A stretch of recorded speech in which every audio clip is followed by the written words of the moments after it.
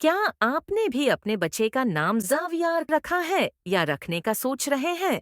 रुक जाइए, कहीं आप भी किसी गलतफहमी का शिकार तो नहीं? आजकल सोशल मीडिया और इंटरनेट पर इस नाम को बहुत पसंद किया जा रहा है और इसके मानी बहादुर बताए जाते हैं। लेकिन हकीकत ये है कि अरबी, फारसी या उर्दू की किसी भी मुस्तनद डिक्शनरी में इस नाम का कोई वजूद ही नहीं है। ये एक मनगढ़ंत नाम है।